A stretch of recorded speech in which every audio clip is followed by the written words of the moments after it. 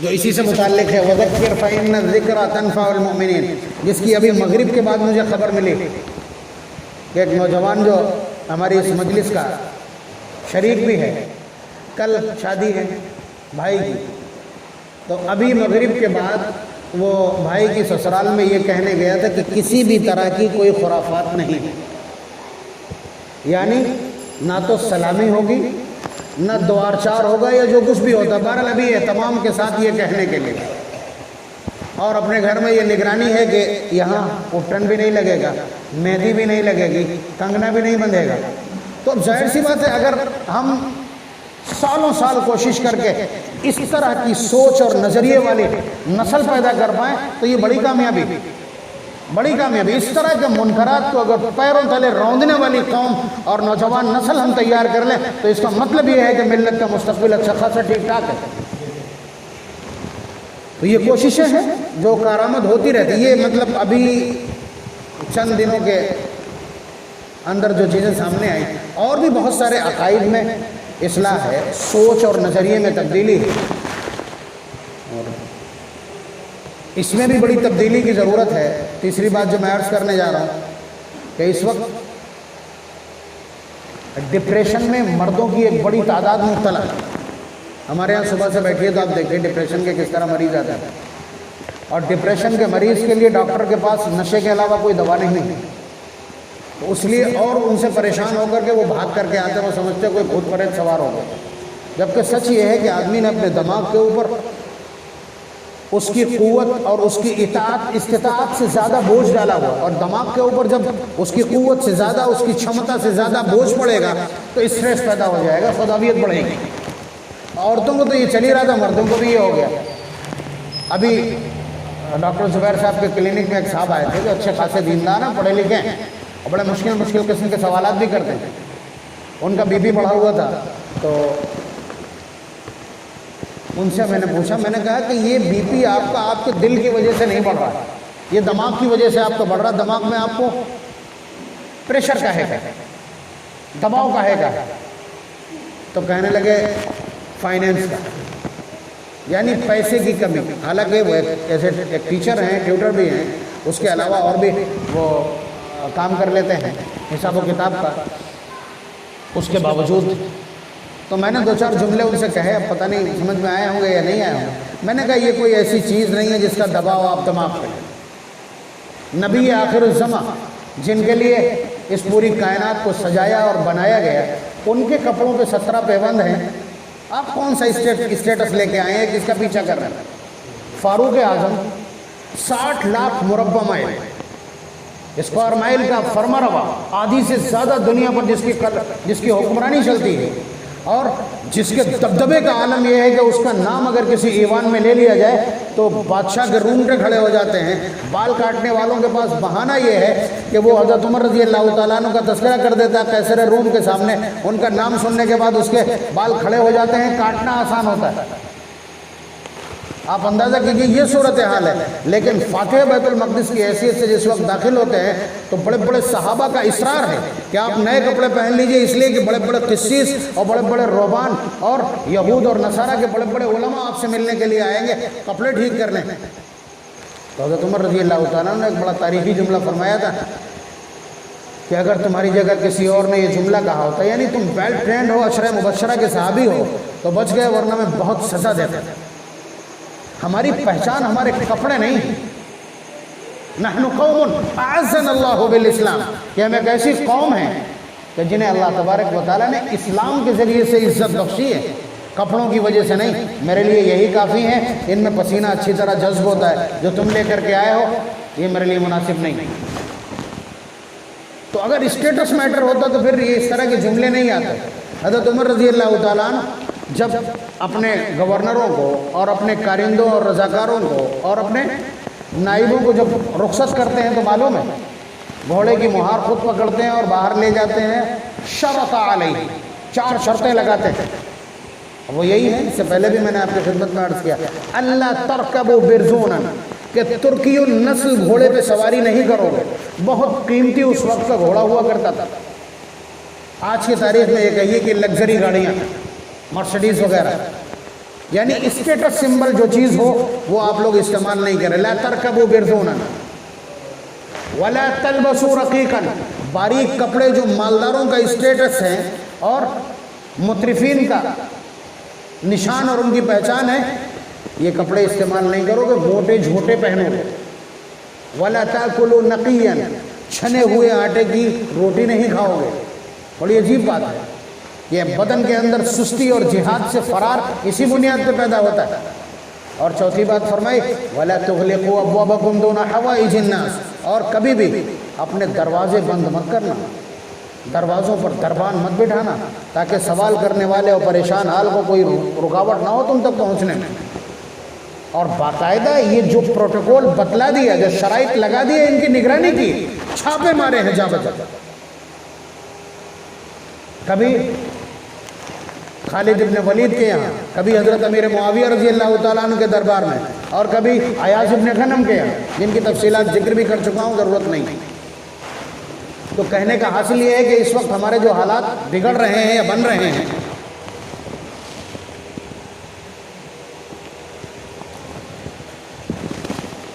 سب کے ساتھ اس طرح کے حالات ہیں کہ حکومتوں نے اپنے تمام تانے بانے اور معیشت اور اکنومی کے نظام میں پوری کوشش کی ہے اس بات کی کہ مسلمانوں کو کسی طرح سے ہینڈ ٹو ماؤتھ کر دیا جائے، یعنی انہیں لقمے کے لیے ترسا دیا جائے.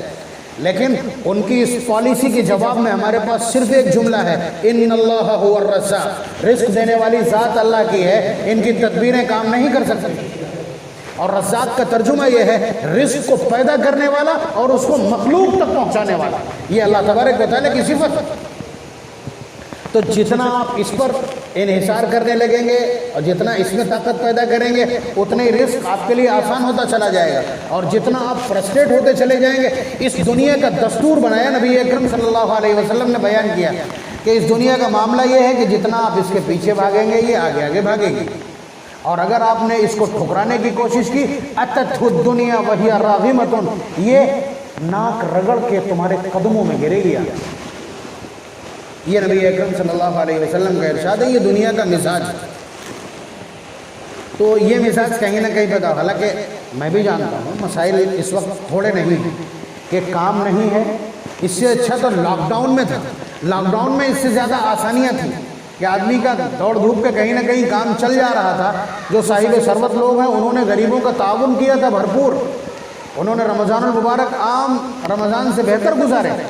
اس وقت حالات، 4 بچے سامنے ہیں، جیب میں کچھ بھی نہیں ہے. کل میں نے دیکھا، میرا کلیجہ اچھل کے منہ کو آ گیا. حالات کیا ہوں گے آپ یہ سمجھیے کہ لکھنؤ سے ایک مولوی صاحب مولانا کل کھیت والی مسجد میں مجھے ملے. جیسے میں پہنچا ہوں اثر میں تو وہ اٹھ کے کھڑے ہو گئے اور کہنے لگے کہ آپ امام صاحب ہیں؟ میں نے کہا جی ہاں. کہنے لگے میں لکھنؤ کا رہنے والا ہوں، ایک مدرسے میں مدرس تھا، اور پچھلے 4 مہینے سے آپ جان رہے ہیں مدارس کے حالات کیا. میری ایک بیٹی عالمہ ہے، وہ بھی مدرس تھی، اور اس کے علاوہ معیشت کا کوئی ذریعہ نہیں تھا، یا کسب معاش کا یا ارننگ کا کوئی بھی ذریعہ نہیں تھا. اب حالات یہ ہو گئے ہیں کہ کھانے پینے کی تنگی ہے. لکھنؤ اور اس کے اطراف میں سوال نہیں کر سکتا تھا، اس لیے کہ کوئی خبر پہنچا دے گا، رشتہ دار اور احباب ہوں گے، اس لیے میں ادھر چلا آیا کہ کچھ تعاون ہو جائے گا. حالانکہ اس کے پیچھے آپ بہت سی باتیں کہہ سکتے ہیں کہ وہ دنیا کو یہ سکھاتے ہیں کہ اللہ تبارک و تعالیٰ رزق دینے والے ہیں، اور اس کے باوجود انہوں نے سوال کرنے کا راستہ اپنایا. لیکن کم از کم یہ بات بھی اس میں شامل ہے کہ آپ دیکھیے حالات کتنے خراب ہیں. تو یہ مجھے معلوم ہے، لیکن ان حالات میں اس سے زیادہ تو اور آگے حالات خراب ہوں گے. آپ بتائیے، ابھی کم از کم آٹا دکانوں پہ تو موجود ہے، ہماری جیب میں پیسے نہیں، لیکن ایک وقت ایسا بھی آئے گا کہ زمین پر کسی کے پاس 1 گرام آٹا نہیں ہوگا، 1 دانہ کسی کے پاس موجود نہیں ہوگا. اور ایسے وقت میں آپ کو سروائیو کرنا ہے، اپنے ایمان کے ساتھ سروائیو کرنا ہے. اور سامنے ایک کہنے والا کہہ رہا ہوگا کہ تم مجھے صرف خدا اور معبود کہہ دو، میں ابھی یہیں غلہ اگا دوں گا اور یہیں بارش برسا دوں گا. ایسے وقت میں آپ کہیں گے مجھے بھوکا مر جانا پسند ہے، لیکن میں اپنے پروردگار کے ساتھ کسی کو شریک نہیں ٹھہرا سکتا. تو یہ جب اس ڈگر پہ چلیں گے تبھی تو وہاں تک پہنچیں گے. تو ایسے وقت میں مضبوطی کے ساتھ ہاتھ پیر ماریں، کوشش کریں، لیکن دل کم از کم اللہ تبارک و تعالیٰ کی طرف سے بے نیاز رہے کہ وہ دے گا تو اس نے پیدا کیا ہے تو وہ کھانے کو دے گا، کہیں سے بھی دے گا۔ یہ یقین باقی رہنا چاہیے، محنت میں کوئی قصور نہ ہو، تلاش اور جستجو میں کوئی قصور نہ ہو، لیکن دل اللہ کی ذات سے، اس کی عطا سے، اس کے رازق ہونے پر مطمئن ہو۔ بڑی تھن لائن ہے جسے میں ہائی لائٹ کر رہا ہوں، یہ فرق کرنا پڑے گا۔ مسائل ہر شخص کے سامنے، ہمارے سامنے بھی، آپ کے سامنے بھی۔ جو لوگ دن بھر میں کروڑوں روپے کی لکھا پڑھی کرتے تھے، ان کا ٹرن اوور تھا، وہ اس وقت ہزار روپے بچا کے رکھ رہے ہیں کہ آگے پتہ نہیں حالات کیا ہوں۔ تو یہ اسباب کا جہان ہے، لیکن مسبب الاسباب اللہ کی ذات، وہاں پر ہمیں یقین کے ساتھ ٹھہرا رہنا چاہیے۔ تو اس لیے دماغوں کے اوپر جو بوجھ آ رہا ہے اور اس کی وجہ سے لوگوں کا بی پی بڑھ رہا ہے، اور لوگ عجیب طرح کے حالات پیدا کر رہے ہیں، عجیب طرح کے حالات پیدا کر رہے ہیں۔ ڈاکٹر لوگ پریشان ہیں، نئی صورتحال کہ آدمی رات میں اٹھ کے چلانے لگتا ہے، جو کچھ دماغ میں بھرا ہے وہی بولے، اور دماغ کی اپنی ایک کیپیسٹی ہے۔ نبی اکرم صلی اللہ علیہ وسلم نے اگر وہ زندگی نہ گزاری ہوتی، شاہانہ زندگی گزاری ہوتی، تو یہ امت مرتد ہو گئی ہوتی اب تک۔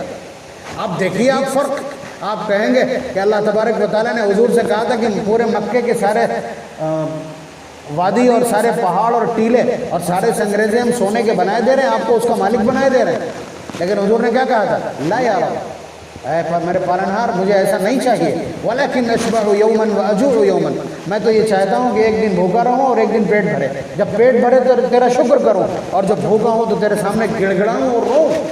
یعنی عبدیت کے دو چیپٹر، نمبر 1 شکر اور نمبر 2 صبر، اور دونوں مانگ لیے، دونوں مانگ لیے، ایک چیز کو ٹھکرا کے دونوں مانگ لیے۔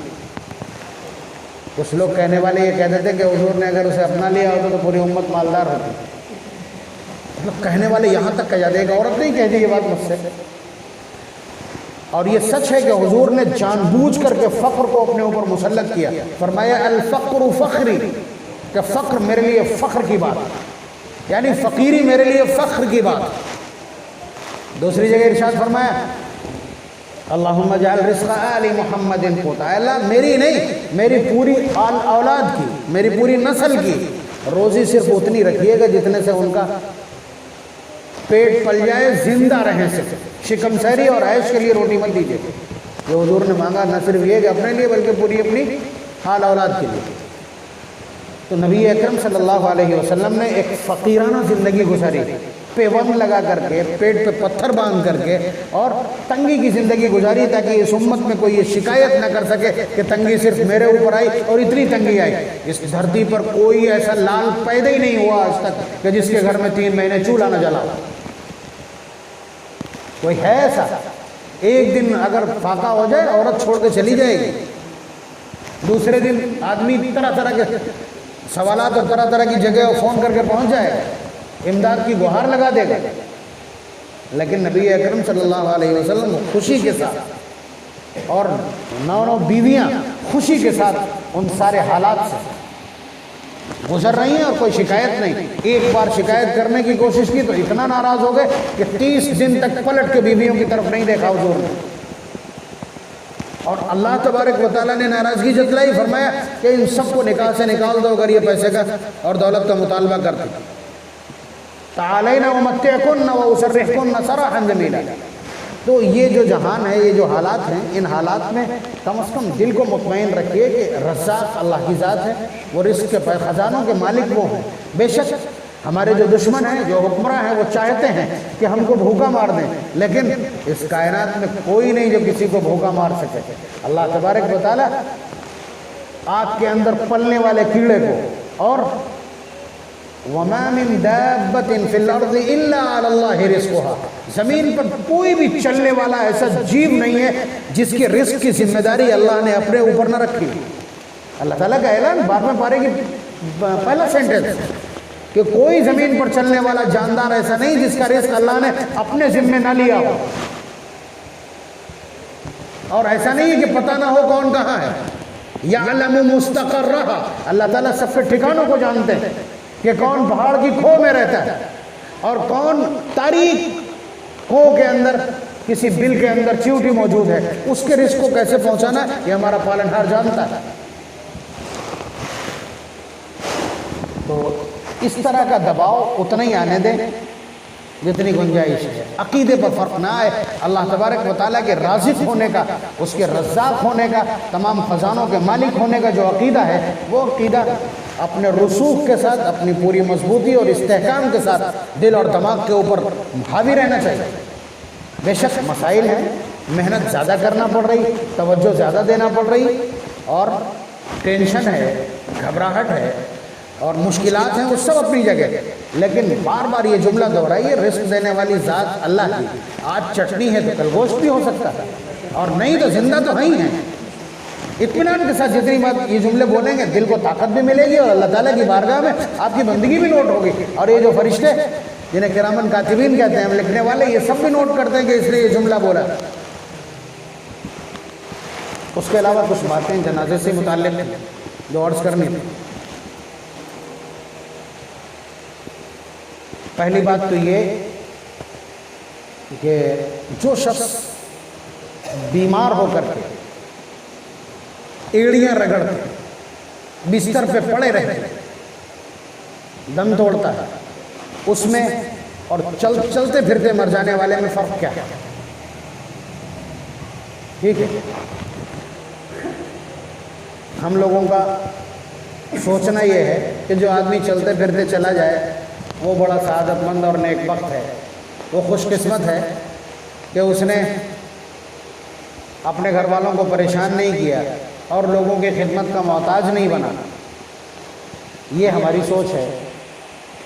سچ کیا ہے اس کو سنیے. ایک صحابی کا انتقال ہوتا ہے. ایک شخص نبی اکرم صلی اللہ علیہ وسلم کے پاس موجود ہے، کہتا ہے ہنیئا لہ الموت، کہ اس کی موت تو بڑی مبارک ہے. مات ولم یبتل بمرض، کہ وہ اس کا انتقال ہو گیا اور کسی مرض میں مبتلا ہی نہیں ہوا. یعنی جسے ہم لوگ کہتے ہیں نا چلتے پھرتے چلا گیا. تو اس نے مبارکباد دی، اس کو اچھا جانا. نبی اکرم صلی اللہ علیہ وسلم نے اس جملے کو سنا. سننے کے بعد کیا کیا وہ سنیے، نتیجہ اپنے آپ سامنے آ جائے. حضور نے اس جملے کو بڑی سختی کے ساتھ کاؤنٹر کیا.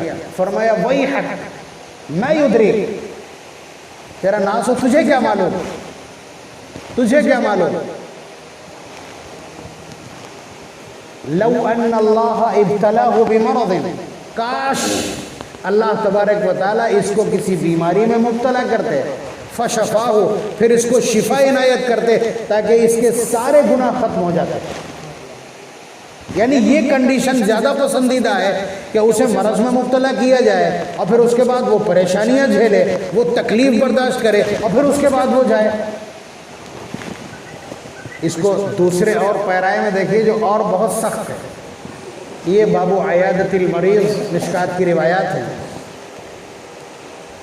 کہ نبی اکرم صلی اللہ علیہ وسلم نے فرمایا کہ اللہ تبارک و تعالیٰ کسی بندے کو مبتلا مصیبت کرتے ہیں، تکلیف میں مبتلا کرتے ہیں، مرض میں مبتلا کرتے ہیں، وہ پھر بستر پہ پڑا رہتا ہے اور پھر اس کے بعد اللہ تعالیٰ اس کو شفا عنایت کرتے ہیں تو اس کے سارے گناہ ختم ہو جاتے ہیں. اس کے لیے حضور نے ایک لفظ استعمال کیا، اسقام، کہ کوئی بیمار ہوا اور پھر اس کے بعد شفا پایا تو اللہ تبارک و تعالیٰ اس کے مرض، اس کے گناہ ختم کر دیتے. ایک شخص بیٹھے ہوئے تھے، انہوں نے کہا واللہ ما مرضت قط، خدا کی قسم میں کبھی بیمار نہیں. تو یہ بھی ہم لوگ بہت اچھا سمجھتے ہیں، یہ جملہ بھی ہم لوگ بہت اچھا سمجھتے ہیں کہ کوئی آدمی بیمار نہیں، بلکہ جھوٹ بھی. کہیں اگر بات چیت ہو رہی ہو کہ بھائی کوئی تکلیف تو نہیں آپ کو، نہیں میں بہت فٹ فاٹ ہوں، حالانکہ ٹیسٹ کرا کے آئے ہوں، 2-4 مرض ہوں، لیکن صرف اپنی بالادستی اور سپرمیسی کے لیے آدمی اس طرح کی بات کرتا ہے، حالانکہ یہ کوئی عیب کی بات نہیں ہے. تو انہوں نے تو سچ ہی کہا ہوگا. صحابی رسول ہیں، حضور کے پاس بیٹھے ہیں، فرمانے لگے کہ میں کبھی بیمار نہیں ہوں. حضور کا رد عمل دیکھیں آپ، اتنا سخت رد عمل جس کا تصور نہیں کیا جا سکتا.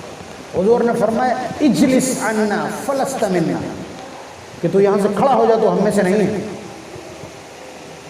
آپ اندازہ کیجئے کہ یہ بھی کہا جا سکتا تھا، حضور اگر رعایت کر دیتے کہ تم بیمار نہیں ہو تو تمہارے ساتھ یہ معاملہ نہیں، لیکن حضور کو اتنا غصہ آ گیا، یا تو ان کے ایٹیٹیوڈ کے اوپر، ان کے رویے کے اوپر، یا پھر اس عمل پر کہ کسی کا بیمار نہ ہونا، کسی کا بیمار نہ ہونا یہ کمال کی بات نہیں ہے. کسی کا بیمار ہو کے شفا یاب ہو جانا بے شک کمال کی بات ہے. اور ایک جملہ اور اس کو بھی درست کر دیں آج، کہ بار بار یہ جملہ سننے میں آتا ہے، آپ لوگ بھی بولتے ہیں علاج کرانا تو سنت ہے، علاج کرانا تو سنت ہے.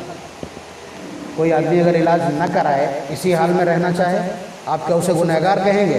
نہیں کہہ سکتے. آپ اس کو گنہگار نہیں کہہ سکتے. دلیل دیکھیں، نبی اکرم صلی اللہ علیہ وسلم نے حضرت ابی بن کعب رضی اللہ تعالیٰ عنہ کے سامنے ایک بات کہی. فرمایا کہ جس شخص کو بخار آ جاتا ہے تو اس کے گناہ اس طرح جھڑ جاتے ہیں جس طرح سے پت جھڑ کے موسم میں درخت کے پتے جھڑ جاتے ہیں.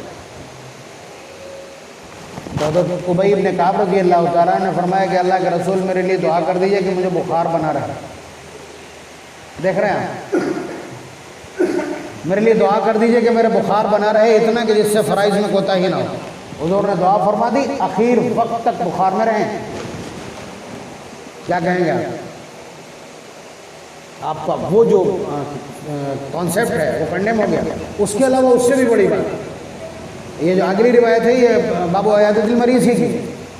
ایک خاتون آئی حضور کے پاس کہ اللہ کے رسول مجھے جھٹکے آتے ہیں یا مجھے دکھائی نہیں پڑتا ہے، اس طرح کے کسی مرض کی شکایت کی حضور کے پاس. تو حضور نے فرمایا ان شئت اصبری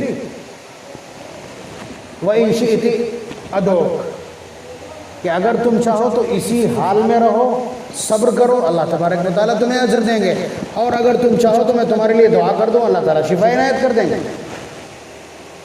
دیکھ رہے ہیں آپ یہ جملہ حضور کا کہ اگر تم چاہو تو میں تمہارے لیے دعا کر دوں، اللہ تعالیٰ شفا عنایت کر دیں گے، اور اگر تم چاہو تو اسی حال میں رہو اور اللہ تبارک و تعالیٰ تمہیں اس کا اجر عنایت فرمائے. بلکہ اس سے پہلے ایک اور جملہ ہے جو مجھ سے چھوٹ گیا. ایک صحابی نے کہا کہ تم جنتی عورت کو دیکھنا چاہتے ہو؟ ایک جنتی عورت کو دیکھنا چاہتے ہو؟ اپنے ساتھی سے کہا. تو فرمایا کون؟ کہا تلک امرأۃ سودا، یہ جو کالی کلوٹی عورت ہے یہ. پھر انہوں نے پوری بات بتلائی کہ اس نے اسی طرح حضور سے شکایت کی اور حضور نے ایسا ایسا کہا. تو اس عورت نے کہا کہ اللہ کے رسول میں اسی بیماری میں مبتلا رہنا چاہتی ہوں، آپ دعا نہ کریں.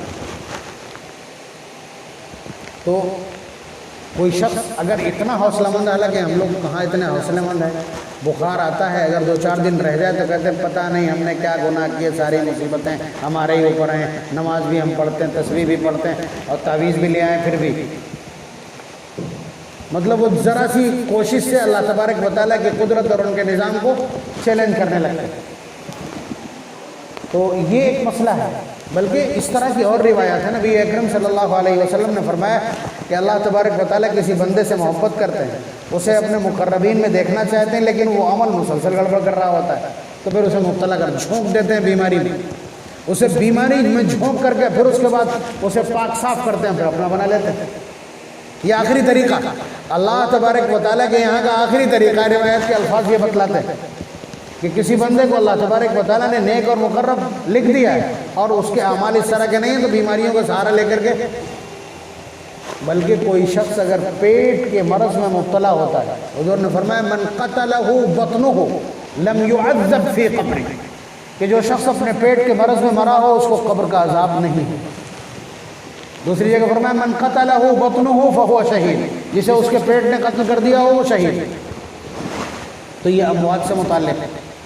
اس کے علاوہ میں کچھ لوگ یہاں موجود ہیں ان گھرانوں کے، پچھلے 3 یا 4 مہینے میں 3 اموات ہوئی ہیں. اتنے میں تو عورتیں سینکڑوں تعویذ والوں کے در کھنگال مارتی. تو دیکھیے 2 موتیں ہو گئی اچانک، کیا وجہ ہے؟ اور ترنت تعویذ والے تو منہ پھیلائے بیٹھے ہیں، کہہ دیں بہت کر رہا کسی نے کرایا ہے، شروع ہو گیا. دونوں کا ایمان. موت اور زندگی اللہ کے سوا بھی کسی کے اختیار میں ہے کہ تعویذ سے کوئی مر جائے گا. اگر مر جائے تو میں تو سب سے پہلے ہی کام لگا دیتا تھا. بھائی اب تک کام لگا دیتا ہے یا ایسے آدمی ڈھونڈ لیتا کم سے کم. موت اور زندگی کسی کے اختیار میں نہیں، ورنہ یہ زندگی کون رہے گا؟ کوئی ایک ایسا شخص نہیں ہے جس کے دوسرے دشمن نہ ہو. ایک فقیر بھی جو ایک گلی میں چلا جاتا ہے دوسرا اس کا دشمن ہو جاتا ہے. آپ سمجھ رہے ہیں؟ فٹ پاتھ پہ لگانے والے آپس میں کتنے ایک دوسرے کے دشمن ہیں. تو یہاں ہر شخص کے دشمن ہیں. اللہ تبارک و تعالیٰ کو برا کہنے والوں کی بھی تعداد کم نہیں ہے. نبی اکرم صلی اللہ علیہ وسلم جیسی ہستی انہیں بھی ان کے بھی دشمن لاتعداد ہیں. تو آپ یہ سمجھیے یہاں دشمنیوں سے کوئی محفوظ نہیں ہے. اگر اللہ تبارک و تعالیٰ کسی کے ہاتھ میں اتنا بھی دے دیتے کہ کسی کے سر کے بال گرا دو تو یہاں پوری دنیا گنجی ہوتی ہے اچھی تاریخ. تو اللہ تبارک و تعالیٰ نے کوئی چیز کسی کے حوالے ہی نہیں کی.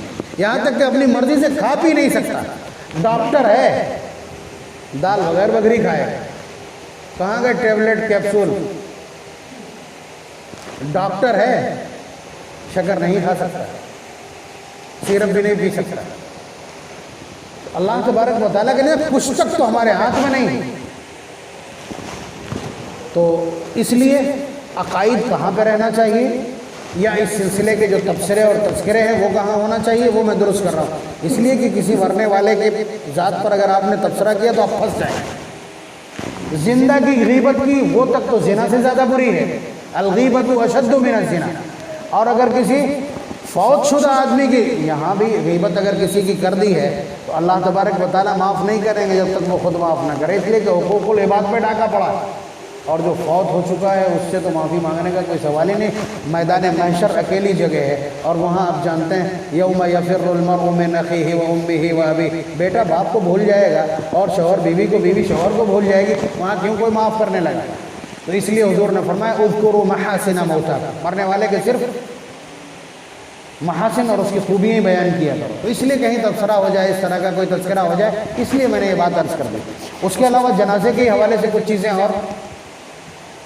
جنازے کے دوران آپ اکثر لوگوں کو دیکھیں گے کہ جب تکبیر آتی ہے تو سر اٹھاتے ہیں. بڑی غلط بات ہے, جہالت. آسمان کی طرف نماز کی حالت میں دیکھنا یہ خطرے سے خالی نہیں. حضور نے تو فرمایا کہ آسمان کی طرف نماز کی حالت میں نگاہیں نہ اٹھایا کرو, کہیں اللہ تبارک و تعالیٰ تمہاری بینائی نہ سلب کر دیں, تمہیں نابینا نہ کر دیں. اور یہ پتہ نہیں کہاں سے آیا, ایک نے کیا ہوگا وہ سب کرنے لگے. مسائل بتانے کے بعد بھی آدمی وہ پاس والے کو جو کچھ کرتا دیکھتا وہی کرنے لگتا ہے. اس کے علاوہ نماز جنازہ کے جو فرائض ہیں وہ فرائض 4 تکبیریں ہیں. اللہ اکبر کہنا. مثلاً کبھی ایسے حالات ہوں کہ کوئی نہ ہو, نماز جنازہ پڑھانا پڑ جائے اور آپ کو بھی دعا یاد نہیں, یا کسی گاؤں بستی میں دور دراز کے علاقوں میں 1-2 گھر ہیں, وہاں غیر مسلموں کے بیچ رہتے ہیں, کلمہ ہی یاد نہیں ہے, ختنہ بھی نہیں ہوا, نام بھی انہی جیسے ہیں, دیوالی اور ہولی مناتے ہیں, تو وہ جنازے کے لیے پھر ادھر ادھر بھاگتے پھرتے ہیں, یا بغیر نماز جنازے کے دفن کر دیتے تھے. تو ایسے حالات میں آدمی کو چاہیے کہ ایک آدمی وضو کر کے کھڑا ہو جائے, وضو کر کے کھڑا ہو پاک صاف, اور اس کے بعد 4 تکبیریں کہہ دیں, نماز جنازہ ادا ہو جائے. یہ جو چھوٹ بھئیے جنازے کے کنارے کھڑے رہتے ہیں بدتمیزوں کی طرح, ایسا لگتا ہے جیسے یہ مسلمان نہیں یا ان کو مرنا نہیں. سائڈ میں کھڑے ہیں صرف وضو کرنے کے بہانے کہ وضو نہیں کریں گے, یا اس لیے کھڑے ہیں کہ ہم کو یاد نہیں. یہ بہانہ نہیں چلے گا. دعائیں سب مسنون ہے, تکبیر فرض. بات سمجھ میں آ رہی؟ اللہ اکبر کہنا 4 مرتبہ یہ فرض ہے.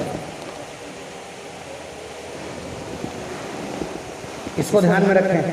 اس کے علاوہ کہاں کھڑے ہوں, جوتا اتارنے اور پہننے کی یہ ایک مستقل مصیبت ہے. دیکھا دیکھی کیا کیا جائے کیا نہیں. زمین اگر پاک ہے آپ کھڑے ہو جائیے اس کے اوپر. پاک اور ناپاک معلوم نہیں, مثلا گوبر ہی پڑا ہے ڈائریکٹ گیلا ہے تو ناپاک ہی ہے. لیکن آپ یہ کہیں یا جانور پیشاب کرتے ہیں یا یہ ہوتا وہ ہوتا ہے, اگر وہ سب کچھ ہونے کے بعد بھی زمین سوکھی ہے تو وہ پاک ہے. گوبر سے لیپی ہوئی زمین بھی ہو تب بھی سوکھی ہے تو پاک ہے. آپ کہیں میرے وضو کی وجہ سے میرے پیر گیلے ہیں تب بھی چلے گا, کوئی مسئلہ نہیں. زمین کے اندر ناپاکی تھی لیکن وہ سوکھ چکی ہے, اب آپ وضو کر کے آئے ہیں اور اس پر کھڑے ہو کر کے نماز پڑھنا چاہتے ہیں, آپ پڑھ سکتے ہیں. آپ جوتے پہن کر کے نماز پڑھنا چاہتے ہیں تب بھی نماز پڑھ سکتے ہیں. جوتے پہنے آپ نماز پڑھنا چاہتے ہیں تب بھی آپ پڑھ سکتے ہیں. ایسی صورت میں پورے جوتے کا پاک ہونا ضروری ہے. جوتے کی 2 لیئر ہیں, ایک نیچے والی ایک اوپر والی, دونوں کو الگ الگ مانا جائے. شرعی نقطۂ نظر سے دونوں کو الگ الگ مانا جائے گا۔ اگر آپ جوتے کو پہنے کھڑے رہنا چاہتے ہیں تو جوتے کا اپر بھی پاک ہونا چاہیے، اس کا شول بھی پاک ہونا چاہیے۔ بات آپ سمجھ رہے ہیں؟ اور اگر آپ جوتے اتار کر کے جوتے کے اوپر کھڑے ہونا چاہتے ہیں تو پھر جوتے کا اپر پاک ہونا چاہیے، شول ناپاک بھی ہو تو چلے گا۔ مسئلے کا فرق سمجھ رہے ہیں؟ اس لیے کہ یہ دونوں الگ الگ شمار ہیں کہ اوپر والے پہ کھڑے ہونے سے نیچے کو حرکت نہیں ہو رہی، نچلے تلے پہ ناپاکی لگی ہو تب بھی چلے گا اگر آپ اس پہ کھڑے ہیں۔ اور اگر آپ جوتے پہن کے پڑھ رہے ہیں تو پورے جوتے کا پاک ہونا ضروری ہے۔ جس کو جو معلوم ہوتا ہے وہ ایک دوسرے کو ٹھونے مارنے لگتا ہے، بگاڑنے لگتا ہے بلا وجہ میں، ایسا بھی دیکھا گیا۔ تو آپ یہ سمجھیے اس صورتحال کو، زمین اگر پاک ہے یا زمین اگر سوکھی ہے تو پاک، سوکھی نہیں ہے گیلی ہے اور اس پر ناپاکی نظر آ رہی ہے، جوتے پہن کے پڑھ لیجئے۔ جوتے پہن کے اگر پڑھیں گے تو پورے جوتے کا اوپر نیچے پاک ہونا ضروری، اور اگر جوتا اتار کے جوتے پہ کھڑے ہوتے ہیں تو اپر پاک ہونا چاہیے، شول ناپاک ہو تو چلے۔ بات سمجھ میں آ گئی پوری طرح سے؟ دوسری بات یہ بھی میں بتا چکا ہوں کہ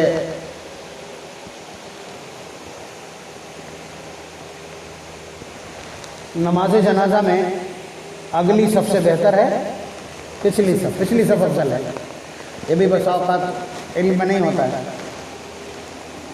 اس کے علاوہ نماز جنازہ کی ترتیب، نماز پڑھانے کی ترتیب، کس کو پڑھانا چاہیے، کس کی موجودگی میں کون پڑھائے گا کون نہیں پڑھائے گا، افضلیت کی بات وہ میں ایک ترتیب آپ کی خدمت میں عرض کر رہا ہوں۔ نماز جنازہ پڑھانے کا سب سے بڑا حقدار بادشاہ وقت، خلیفہ وقت اگر مسلمان ہو۔ مودی جی اور وہ کووند نہیں، کیا نام ہے، رام کووند، یہ لوگ نہیں، مطلب خلیفۃ المسلمین، بادشاہ وقت اگر ایمان والا ہے تو وہ مستحق ہے، اس کے رہتے کوئی جنازے کی نماز پڑھانے کے لیے آگے نہیں بڑھ سکتا، یا اس کا کوئی نائب ہو، یعنی وزیر اعظم ہے اور جو یہاں کا مجسٹریٹ ہے مثال کے طور پر کسی اسلامی ملک میں دیکھیں تو اس کی موجودگی میں بھی کوئی آگے نہیں بڑھے گا۔ تیسرا شخص قاضی ہے، جسے ہم مجسٹریٹ کہہ رہے ہیں، قاضی ہے، اگر وہ موجود ہے تب بھی کوئی شخص نہیں آگے بڑھے گا۔ امام الحی، اس کے بعد محلے کے امام کا نمبر، محلے کا امام اگر موجود ہے تو اس کو بھی کسی کی اجازت کی ضرورت نہیں ہے، وہ نماز پڑھائے گا۔ اس کے بعد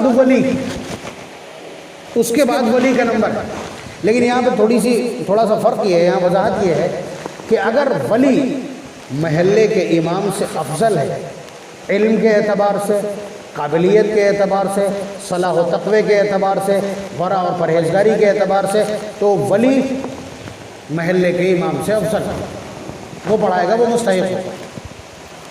باقی پھر اس کے بعد ولی کا نمبر ہے، اور ولی کے لیے میں نے بتایا تھا کہ اس کو اسی لیے رکھا گیا ہے کہ وہ جب جنازے کی نماز پڑھائے گا تو اس کی کیفیت ہی دوسری ہے، اس کی کیفیت ہی دوسری ہوگی، اس کی کیفیت کی بڑی قیمت۔ اور پھر اس کے بعد مطلب ولی کی موجودگی میں کوئی بھی ہو، کوئی بھی پیچھے ہو، مفتی وقت ہو، مولانا ہو، کوئی بھی ہو، یہ سب اس کے بعد، یا پھر ولی خود کسی کو اجازت دے اور آگے بڑھا دے، اس کے ورع کی وجہ سے، تقوی کی وجہ سے، اور اس کی خوبیوں کی وجہ سے، اس کے صلاح کی وجہ سے، تو وہ آگے بڑھ سکتا ہے، وہ نماز جنازہ پڑھائے گا۔ مطلب ہم کو تو ہدایات اتنی دی گئی ہیں کہ ہماری اسپیڈ بھی طے ہے کہ جنازے کو لے کر کے آپ کتنی اسپیڈ سے جا سکتے بلا خبر، یعنی اس کی روح تو نکل گئی مگر ہمارا بیہیویئر اس کے ساتھ زندوں جیسا ہی، احترام کے ساتھ اس طرح لے جائیں کہ جھٹکے نہ، آپ سمجھ رہے ہیں۔ اسی طرح مردے کی جسم کو بالکل اسی اہتمام اور احترام کے ساتھ، اسی نزاکت کے ساتھ چھوا اور موڑا جائے گا جس طرح زندہ کا۔ کسر عظم المیت ککسرہ حیہ، کہ کسی مردے کی ہڈی کا توڑ دینا بالکل ویسا ہی ہے جیسے کسی زندہ کی ہڈی کو توڑ دینا، آپ سمجھ رہے ہیں۔ تو یہ جنازے سے متعلق کچھ باتیں، یہ جو ہمارا طریقہ ہے، مطلب میں مسئلے کی نزاکت آپ کی خدمت میں عرض کر رہا ہوں۔ کوئی آدمی نفل کی نیت باندھے اور اسے لوگوں کی گفتگو سے یا کسی طرح پتہ چلا کہ نماز جنازہ کی تکبیر ہونے جا رہی ہے، تو حکم یہ ہے کہ اس کو نیت توڑ دینا چاہیے۔ اور یہاں بدتمیزی کی انتہا اس وقت ہو جاتی ہے، اب ایک آدمی آرام سے نل پہ کھڑا وضو کر رہا ہے، یہاں کھڑے بدھو بنے ہوئے سب، انتظار کرنا جائز نہیں ہے۔ آپ اندازہ کیجئے، میں ابھی ساری چیزیں تازہ کر کے آ رہا ہوں کہ کسی کا انتقال جمعے کی شب میں ہو گیا، اب صبح نماز جنازہ ہو سکتی، لیکن عام طور سے ہم لوگ کیا کرتے ہیں، جمعے تک مؤخر کرتے ہیں، جائز نہیں ہے۔ صرف اس لیے کہ جمعے میں نمازی زیادہ ہوں گے، ایسا کرنا جائز نہیں ہے۔ مکروہ اوقات میں تک تو اگر جنازہ آ گیا، مکروہ وقت میں بھی پڑھا جائے، تاخیر نہیں کی جائے۔ یہاں تو حالات یہ ہیں کہ نماز جنازہ ہو گئی، اس کے بعد وہ فلانی اور فلانے آ رہے ہیں، کیا کریں گے آگے؟ اول تو سب سے زیادہ جھوٹ بولتے ہیں، آگرہ سے نکلے ہوں گے کہیں گے مین پوری پہنچ گئے، میں دیکھ چکا ہوں، تم احمد آباد میں ہیں، ٹھیک ہے، 1.25 گھنٹہ ہو چکا ہے، ان سے پوچھئے تو کہیں گے بغار پہ آ گئے، اس قدر کا جھوٹ۔ اور کیا کریں گے آگے؟ راستے پر کھاتے پیتے آ رہے ہیں آرام سے، ٹھیک ہے، یہاں آ کر کے بس چہرہ دیکھ کر کے ایک بار زور سے چیخیں گے۔ بھائی اہل و عیال کا چیخ مارنا یہ تو ان کے لیے سزا کا سبب ہے۔ ان المیت لیعذب ببکاء اہلہ، گھر والوں کے رونے کی وجہ سے میت کو عذاب دیا جاتا ہے، یہ حضور کے الفاظ ہیں۔ تو یہ آیا ایک چیخ مارنے کے لیے، راستے میں پیشاب کر کے آیا، ناپاک جنازے میں بھی شرکت نہیں کر سکتا، کچھ پڑھ نہیں سکتا، آ کے ایک چیخ مارے گا، اس کی وجہ سے اس نے اتنے ناجائز امور کروائے، اور تھوڑا سا اہمیت ہو جاتی ہے کہ سینکڑوں لوگ میرا انتظار کر رہے ہیں۔ تو یہ انتہائی درجے کی واہیات رسم ہے جو معاشرے سے ختم نہیں ہو رہی ہے، اور ہم جیسے کمزور لوگ اس پر بالکل بھی اثر انداز نہیں ہو پا رہے ہیں۔ آپ دیکھیں گے میرے اوپر بہت بڑا الزام ہے یہ کہ جنازوں میں شرکت نہیں کرتے، میں نماز جنازہ پڑھتا ہوں اور چلا جاتا ہوں، کبھی کبھی ایسا بہت کم ایسا ہوتا ہے کہ میں قبرستان تک جاتا ہوں، یہ میں اپنی بات کر رہا ہوں۔ اور یہی حال ہے کہ میں کسی کے تعزیت کے لیے آیا ہوں تو میں اندر تک نہیں جاتا، باہر بیٹھ جاتا، اس لیے کہ ہمارے یہاں معمول یہ ہے کہ میت کو عورتیں گھیرے ہوتی ہیں، عورتیں گھیرے ہوتی ہیں، اور وہ اپنے بال کھول کر کے رونا گڑگڑانا یہ اپنا حق سمجھتی ہیں، یہ فیشن ہے۔ ایسے حال میں ایک مستحب کرنے جاؤں گا اور اس کے بعد کئی حرام لے کے واپس آؤں گا بدنگاہی کے، میرے بس کا تو نہیں ہے، کم از کم باہر بیٹھا ہوں، کیا دقت ہے؟ کسی کو کچھ کہنا، الزام لگانا لگائیں، دیکھا بھی نہیں، چہرہ بھی نہیں دیکھا، کوئی مسئلہ نہیں، مسائل کے اعتبار سے جس دن مجرم ثابت کر دیں گے تو دیکھا جائے گا۔ اور یہی وجہ ہے کہ قبر کے آس پاس جتنے لوگ کھڑے ہوتے ہیں وہ اپنی حاضری درج کروانے کی وجہ سے مسائل بگاڑتے ہیں، صحیح سے پکڑنا، ادھر سے اتارنا، یہ پڑھ لینا، وہ کر لینا۔ ابھی اتنا بھی نہیں معلوم ہے قبر کھودی کیسے جاتی ہے، ابھی یہ بھی نہیں معلوم ہے نا قبر کھودنے والوں کو نا شرکت کرنے والوں کو۔ آج تک ایک بھی قبر نہیں دیکھی جو صحیح سے کھودی ہوئی، اتنا ترچھا اس کو کھودا جانا چاہیے نیچے کی سرفیس کہ مردے کو رکھتے ہی اپنے آپ قبلہ رخ ہو جائے۔ ڈھیلے لگا کے آپ نے قبلہ رخ کیا تو کیا کمال کر دیا، اس کے علاوہ کتنی اس کی اونچائی ہو یہ بھی معلوم نہیں ہوئی۔ تو عام طور سے اگر کہہ دیں، میں نے ایک بار یہی کہہ دیا تھا کسی کے اس میں جنازے میں، تو وہ قبر کھودنے والا گورکن کہنے لگا لے آؤ آج نئی بات۔ اب جب سمجھتے ہیں بڑی کم برداشت کا آدمی ہوں، مسائل جس وقت بولوں گا تو اس وقت پھر دوسری کوئی بات سنی نہیں جائے گی، اس لیے قبر تک اگر پہنچیں گے تو یا تو پھر ایسی پوزیشن ہو کہ میں جو کچھ کہوں وہ مانا جائے، تب میں قریب تک پہنچتا ہوں، یہ جنازے میں آگے تک پہنچتا ہوں، اور یا پھر ورنہ تو ترنت آدمی وہاں لڑنے کے لیے اعزا اقربا موجود ہوتے ہیں، طرح طرح کے خیالات کے لوگ ہوتے ہیں، وہ لگ جائیں گے فوراً۔ مطلب ایسے ماحول کو اس طرح کی بحث سے مقدر کرنا، اس سے بہتر ہے کنارہ کشی اختیار کر لیں۔ لیکن اتنا یاد رکھیے کہ جتنا کوئی بھی آدمی شرکت کر کے کچھ کرے گا، میں اس سے پہلے ہی خبر پہ ہی کر چکا ہوں۔ بھائی جیسے ہی خبر ملی، ہم نے 10-15 مرتبہ سورہ اخلاص، اور اگر وقت ہے تو سورہ یاسین ایک مرتبہ پڑھی، تقریباً 12 سے 15 قرآن کریم کا ثواب بھیج کر کے تب ہم گھر سے چلے۔ آپ نے کیا کر لیا ہٹو بچو کر کے؟ تو یہ تو اللہ تعالیٰ کی بارگاہ میں کلیئر ہوگا کہ کس کی شرکت سے نفع ہوا تھا اور کس کی شرکت سے نقصان۔ بہرحال مردے کو، میت کو، جانے والے کو نفع پہنچانا، یہ آپ کی شرکت کی بنیاد۔ چہرے دکھانا، حاضری درج کروانا اور زور زور سے بولنا، اس سے نفع ہونے والا نہیں۔ اللہ تبارک و تعالی ہمیں شریعت کے مطابق اپنے تمام امور انجام دینے کی توفیق نصیب فرمائے، اور خاص طور سے تجہیز و تکفین کے مسائل کو سمجھنے والا اور اس پر عمل کرنے والا بنائے، اور اللہ تبارک و تعالی ہمیں اپنی اولاد اور نسلوں کو ان بنیادوں پر تیار کرنے کی توفیق، ہمت اور حوصلہ عنایت فرمائے کہ کم از کم وہ ہمارا نماز جنازہ تو پڑھا سکے۔ وآخر دعوانا الحمد لله رب العالمين. اللهم وفقنا لما تحب وترضى واجعل آخرتنا خيرا من الأولى. اللهم أعنا على ذكرك وشكرك وحسن عبادتك. اللهم أرنا الحق حقا وارزقنا اتباعه وأرنا الباطل باطلا وارزقنا اجتنابه۔ اے اللہ ہمارے گناہوں کو معاف فرما دیجئے، ہماری خطاؤں سے درگزر فرما دیجئے، ہمارے قصور معاف فرما دیجئے۔ اے اللہ ہم نے اتنے گناہ کر لیے ہیں کہ آپ ناراض ہیں، آپ کی ناراضگی کے اثرات صاف ظاہر ہو رہے ہیں۔ کہ اے اللہ ذلیل سے ذلیل قومیں ہمارے اوپر ایک حاکم کی طرح مسلط ہیں اور ہمارے اوپر حملہ آور ہیں۔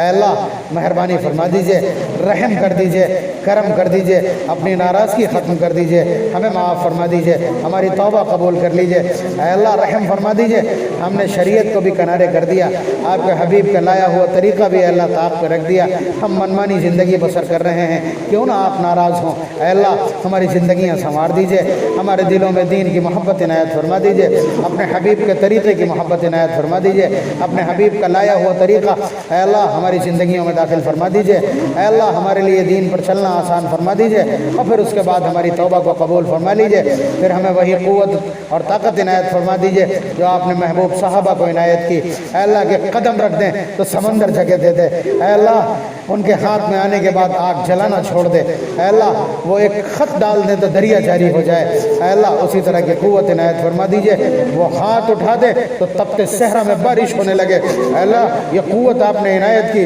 آپ نے انہیں اپنا لاڈلا بنایا، اے اللہ اعمال کی بنیاد پر، اے اللہ ہم بھی انہی کی روحانی اولاد ہیں، اے اللہ انہی کی اتباع کرنے والے ہیں، اے اللہ ہمارے اعمال کو درست فرما کر ہمیں بھی وہی قوت عنایت فرما دیجئے۔